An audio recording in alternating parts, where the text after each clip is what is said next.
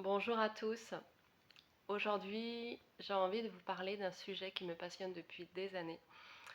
C'est la transformation. La transformation de la chenille en papillon, du petit moi euh, qui se sent dans la souffrance, qui se perçoit comme étant dans un labyrinthe perdu, à la reliance au soi, à cette présence je suis qui existe en chacun de nous depuis l'éternité, mais dont on n'a plus conscience et qui nous appelle à revenir à elle, à l'écouter et enfin à l'incarner, à la manifester, en tout cas à lui laisser les rênes. La plupart d'entre nous, j'ai envie de dire 99% de la population, nous fonctionnons avec un mental qui organise nos vies, nous fait faire des choix, mais souvent on sent qu'il y a une espèce de manque dans cette vie-là. Alors peut-être que ça va parler plus aux personnes qui sont sur un chemin spirituel, ou peut-être que c'est intuitivement, on ressent qu'il y a quelque chose qui manque dans notre vie, quelque chose qui manque. Bien, je vais vous dire que ce qui manque dans votre vie, c'est vous-même. Voilà, c'est pour ça que j'ai envie de remettre un petit peu le sujet sur la table aujourd'hui, c'est de retrouver cette présence que moi je nomme présence je suis, cette petite voix de l'âme à réécouter pour que nos chemins, nos vies, notre quotidien soient plus fluides, soient plus légères, soient plus joyeuses et que nous soyons plus à porter en même temps euh, nos fardeaux, nos blessures, nos souffrances. Voilà. Sortir de la souffrance a été un sujet qui m'a questionnée dès l'âge de mes 15 ans. J'ai vraiment, il y avait une partie de moi qui déjà appelait à répondre à cette question, comment sortir de la souffrance.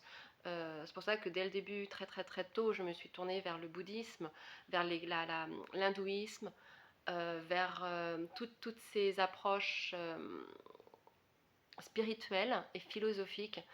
Et aujourd'hui, 30 ans plus tard, je peux constater que c'est toujours là, encore plus présent. J'ai énormément évolué, avancé à ce niveau-là et je me suis accaparée d'outils extraordinaires qui m'ont permis de rencontrer ces espaces de souffrance pour pouvoir aller les libérer, pour pouvoir aller les embrasser complètement, les ramener à moi, les ramener à la conscience et faire en sorte que ce ne soit plus ces par-là qui guidaient ma vie, mais la conscience je suis qui est amour, qui est unité, qui est liberté, qui est sécurité, qui est rayonnement. Voilà. Aujourd'hui, je vais vous parler d'un outil parce que nous sommes rendus à un moment de l'évolution de l'humanité et donc nous-mêmes qui nous demande de réaliser encore plus cette rencontre avec notre soi, notre sagesse intérieure. Et de prendre notre place et que cette sagesse intérieure puisse complètement se retrouver au cœur de notre univers, de notre monde intérieur qui va après impacter notre monde extérieur, notre quotidien. Pour ceux qui vivent des blocages actuellement, pour ceux qui vivent des questionnements, des à quoi bon, des pourquoi ici, pourquoi c'est dur, je m'en sors pas, je tourne en rond, je ne sais pas qui je suis, tous ces questionnements-là, je vous invite à euh, faire le test, essayez, tentez, faites l'expérience du rêve éveillé libre. C'est un outil que j'utilise moi depuis des années. Je me suis formée à ça il y a 10 ans presque, non, un petit peu moins de 10 ans, peu importe.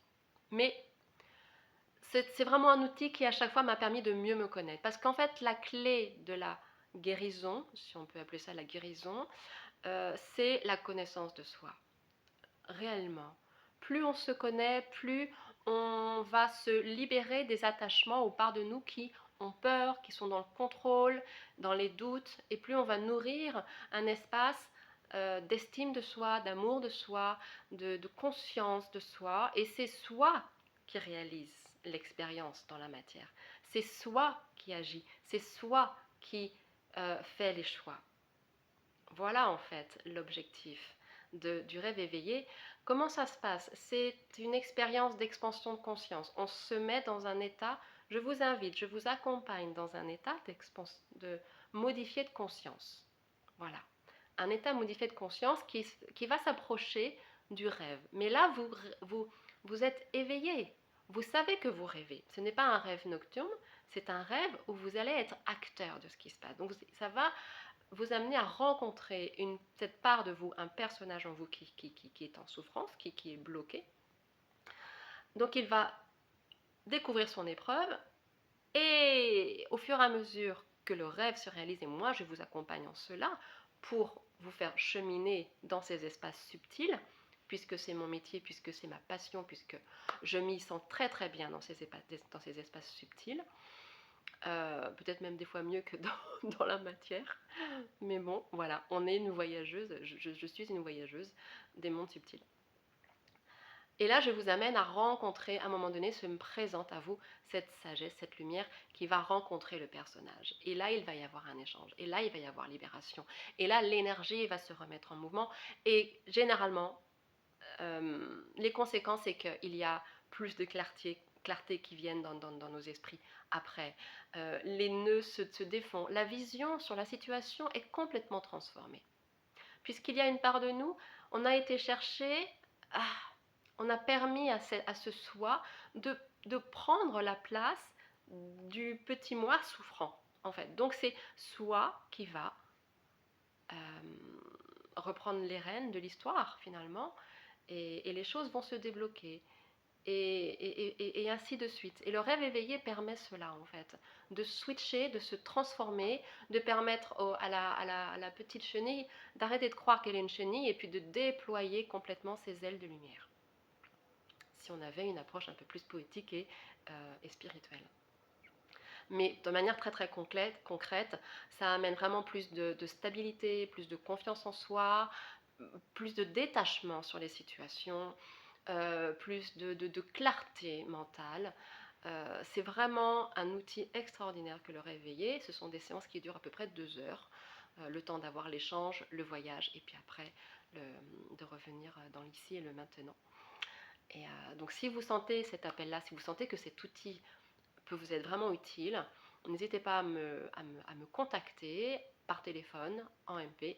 Évitez les mails, je les lis pas des masses les mails, mais soyez dans une approche vraiment plus directe. Voilà, si vous voulez travailler avec moi et que je vous accompagne dans ce voyage-là, ce sera avec grand, grand, grand plaisir. Sur ce, je vous laisse et je vais profiter du soleil encore pour pouvoir aller me balader. À très bientôt.